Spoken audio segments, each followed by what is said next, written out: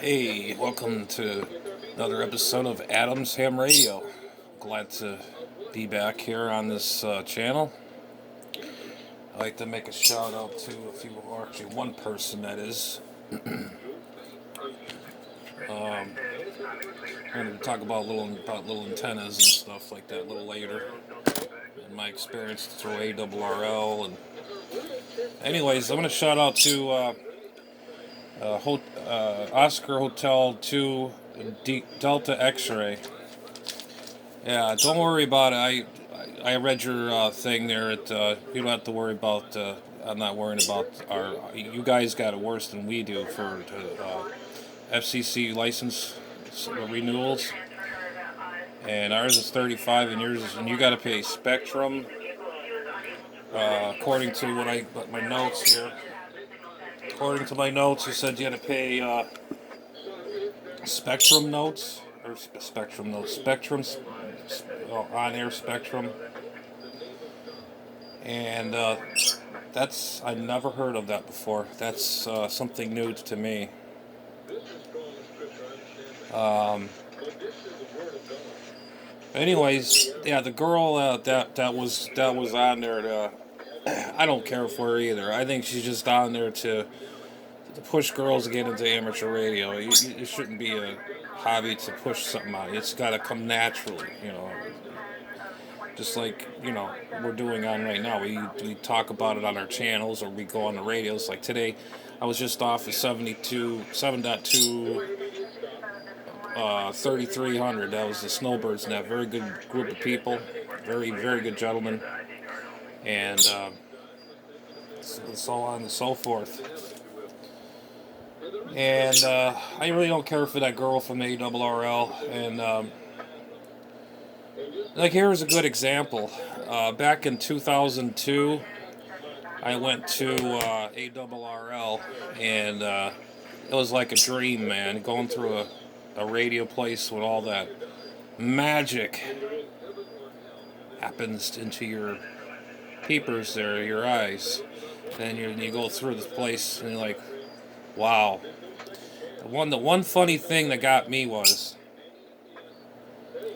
they had a blonde there working there in 2002. She was the tour guide, and I thought she was a ham. I'm like, wow, she's just gorgeous. Blonde hair, cute. Um, she was walking us around doing the tour. It was me and a few other people I was with, and I told her, man, I says, are you a ham, or do you? She says, no. I says, well, what are you working here for then? I mean, this is like a ham's dream to work in establishment like that. I was like, you got to be kidding me. I'm like, no way. Um, I just didn't understand why. I guess she likes.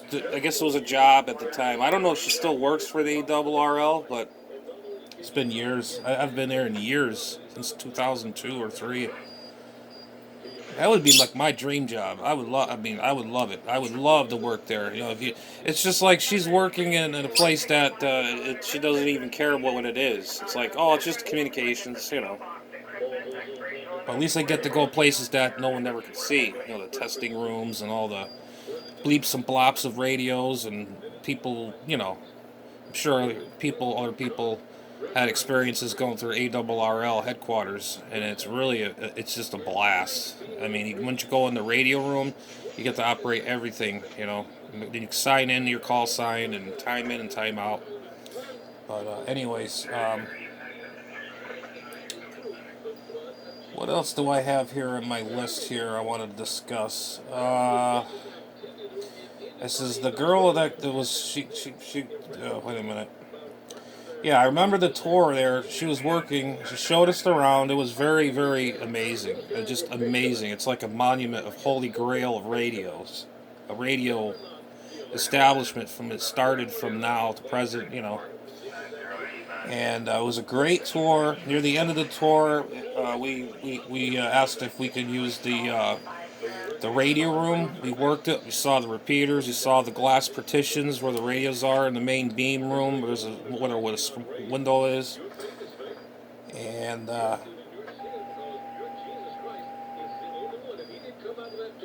and I says, like I told you, why are you working here? I mean, if you're, why? We're all hams. We're like drooling over here. Not only that, this chick. I mean, nice looking blonde. I mean, blonde, cute as heck now. Cute as a button, I swear. I was like, wow. But anyways, that's that woman that speaks for ARRL is probably the same thing. She's probably not even a ham. Maybe, maybe not. Maybe I'm wrong. But that girl, I don't care about really. It's just something about her just kind of doesn't sit right with me in my gut. I guess you always sense something. It's always something. It just pops at you.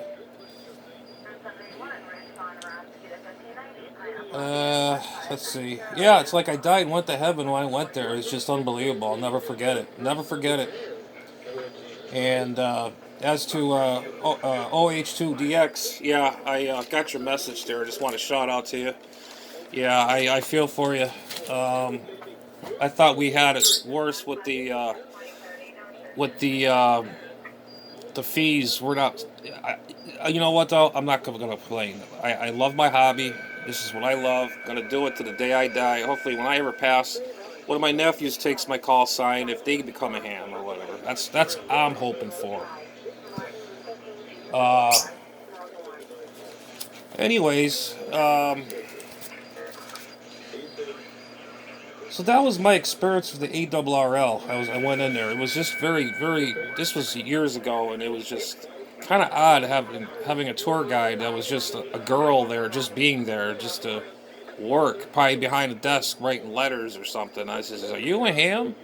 No, no, no. I says, "Well, what the heck are you working here for?" What? I mean, this is a amateur radio, ham radio's dream place to be working for. And I'm like, there's something wrong with this picture, I mean, something flickering off in my head. And I told her, "Are you ever be interested in amateur radio?" She goes, I don't know. I'm like, that is just nuts. That's crazy. Oh, that's right. OH2DX. He says that's right. The spectrum fees, amateur radio fees. You got to pay for that, and other fees, which is he says it's outrageous in the UK. That's where he's from in the UK. OH2DX in the UK European areas. He says it's more expensive there is here in the U.S. He says you better count your blessings. We got it good, and they got it real. They got it real bad when it comes to prices of amateur radio licensees, a license or get whatever upgrade, vanity or whatever. But I think our vanities are going to stay the same, but our prices of renewals are going to go up. I think this month, which is I'm not worried about it. I'm going to renew in a couple of years, so it's what it is, man. This is my hobby. I'm not gonna let it get me down. Um, those rooms, man, it's like magical. And you see all the old stuff, all like the back in the 1900s or whatever, the spark gap transmitter. They got the thing. Can you imagine the thing buzzing like an arc about that far off the thing or whatever? It's just amazing, amazing feeling. But anyways, I'm just reading on what I'm doing. I'm reading on what I was thinking about today. I read just not scripted. I'm just reading what I thought today, and I don't forget anything. But yeah, I would love to have a job at that ARRL. It's nice. They make good money. Don't let them fool you. They say, "Oh, we don't make no money. It's a non-profit organization." Let me tell you, they got money tied up in that place. They got radios in there worth like 10 G's or more, and they got towers more worth than a car and a house together. Come on. Let's see. I think that's pretty much what I wanted to cover, really. It was about that blonde girl working there, and she was our tour guide, and she worked. She had the badge. She didn't have a call or anything on it. She just said her name. I forgot. I don't want to give out names, but I vaguely remember her name. I don't want to give it out, but anyways, if she still does work there, I hope you're a amateur radio operator now, because if you're not, you're missing out. If you see this goofy video of mine, Adam's Ham Radio page, this is me from like 2002. A friend of mine, Matt, and my buddy Larry. We're all hams, but I don't know if you're never gonna remember that, because we all changed. We all, you know, we're never going to stay same. We're not going to be like a grape on a tree forever. We're going to wilt and turn into a prune eventually. We get older. But anyways, I'm going to go talk about some. We got down with the inspection fees over there, and in the UK, and to that girl there. I think I don't know. She's Russian or. So I don't know, but she's on quite a bit, doing a lot of YouTube streams on the YouTube channel. I don't know. I don't think she's really into it. They got a bunch of YLs out there. They say, oh, they're active. You never hear them out there. I hear, I'm on every day. I don't hear anything. But anyways, so that's what far as it goes with that. But anyways, so I'm going to take a standby. I'm going to bring a couple items out here. Hold on a second. Standby. If I can stand by. Okay, we're back on. Okay, well, this is about, of course, I got this thing filming backwards. Oh well, but it's an Outback Perth antenna pouch. And as you know, I'm sure you all know what these are about. This is the top part. And of course, this is your other part that connects into here. And you got your taps. They're all in meters. And I was wondering, I've been looking, so you just put this together like this, like a fishing pole type of thing, like a fishing rod. Tighten that down, and then you mount it. Then you put the stinger on the side. I got two different stingers. For certain bands, I got a real long stinger here I made out of an old CB whip. This one here, I did the same with this. This one came with the antenna. I got it used. So this was, I don't know, looked like an old car antenna, FM antenna or whatever. But I got 3 whips, and of course this is the original Outbacker antenna. I'd like to know what you guys think about these. I've been trying to find a Outback post, because I'm going to do a lot of QRP. This goes in my bug bag or whatever, and there's all different other antennas I can show you. Any newbies out there that are watching my channel are interested in going portable. Going portable, whatever. If you're going mobile, these are pretty good to use, these Outback Perth antennas. And like I said, you got your meter bands on each little fin. You plug the stinger on the bottom, or the cord. Then you take this lead and you plug it in each slide or fin. And then you take your top piece right here. It's self-threading. You put your whip in there and you tighten it up. It tightens the whip, and it works pretty well. What one radio hates this antenna is my 450 Delta. She don't like it. You got to have it just right. If you don't, it's going to beep. It's not going to transmit. But I use sometimes an antenna tuner if I can get a good tune or whatever. But my question is, where can I find another Outback? I can't find them anymore. They call it the Outback or Outpost. I want to find one of those. I can mount it onto that and carry this where I go. Throw it in a go bag, bug bag, bug out bag, this bag, I don't know, saddle bag. But yeah, this antenna is a pretty good, decent antenna, and it's very collapsible. You just take it apart like so. Put this right here. Then you just stow it in your bag. You just put it, in this little pouch to give you. I got this from a deal a long time ago, and it works effectively. And my question is, where can I find a outpost? There was an option a while ago through HRO or one of them deals. It was in a catalog. Um, Somebody drop something down below or email me. Email is radioman underscore 74 at yahoo.com. It's my email address. I like to know where I can find an outpost system for this Outbacker.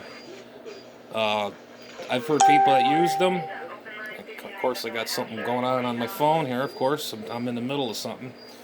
But I like to know where I can get an outpost mount for this antenna. But I have a like a Fire Stick mount. It's like an indoor thing, and I put it on that, and it's got the radials and 4 radials, and kind of goofy, but I like to get something a little better than that. But anyways, hang on a sec. Stand by one. Okay, we're back. Okay, there's all types of antennas. Of course, you got your MFJ ham stick antenna. It's got the wire, like almost looks like a Fire Stick chicken band antenna. It's got the thing here, the 3/8 mount on the bottom. Then you put the stinger down in there. This is the 20 meter one.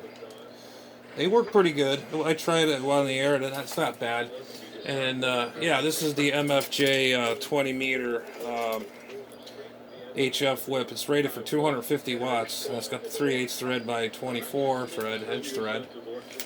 So that's one of the other antennas that use portable or whatever. But I got one funny antenna I'm going to show you. I found it. I thought I sold it or whatever, but I had an extra one. You got to see this. Hang on a second. Okay. Well, here's it's made by Tram, and I don't know if you guys remember the old CB days, the old Super Audio or some kind of. It was a coiled antenna. It's got liquid in it. It's got oil in it. I don't know if you can see it, but there's actually oil in this coil right here. And I cut this whip for 10 meters. I don't know, I was trying to get the oil in there. I don't know if you can see it. But it's oil, it's probably mineral oil. It's not that. I can remember seeing these years ago at a ham radio store. They used to call them Audio King or something. I don't know. It's got the big coil. You know, the distinctive coil, and it has liquid, the coolant inside of it. And you could cut this length down to about where I want to get it to about 28.3 to 29.675. That's perfect. And then I think you cut about the 29 inches, the 35, 13 sixteenths of an inch of the whip. There's the whip. I think they used to they called these the Road Kings back in the 80s and 90s. That's what that was. This is kind of one of them groovy antennas back in the day. If you had one of these back in the day, you were like King Tut, of 11 meters. But this thing will work really great on 10 meters, I'm sure, because it's pretty beefy. It's not no little toy. It's got some weight to this sucker, and it's rated for 1,500 watts. I don't know. But I don't know if that insulator in the inside is around that coil is porcelain. I believe it's porcelain. That part, the white in here, and there's the core, and then the oils in there. These were called Audio Kings back in the day. I think it was Audio King. You guys have ever seen these before? Drop the line down below and tell me exactly what it is, if I'm correct or right. But I've ever seen these hanging up on a wall in a ham radio store. And if you had one of these back in the day, everybody thought you had big power or whatnot. But so that was that with the antennas there. I got my bug out bag over here. Plus I got my little pouch for that for the Outbacker. And I got a few other antennas. I got The Eagle One antenna I gotta fix again. It keeps breaking. I wish they did something or enforce it more a little bit better. But it's terrible. I gotta do it again. But anyhow, so it was real fun talking to. He gave me. I gave him the shout out there to OH2DX. He's from the United Kingdom, I believe he said, from Europe. And I appreciate your response and your honesty, what you've been saying here. I appreciate anybody that does compliment on my content. It could be anything. I don't care. Whatever it is. Even if you want to email me, it's radioman. No, radioman underscore 74 at yahoo.com if you want that. I'm good on QRZ. Anyways, we're gonna go sign off and keep on hamming, and believe me, amateur radio saves lives. And I mean it. It does save lives. Don't let anybody else tell you differently. 7-3.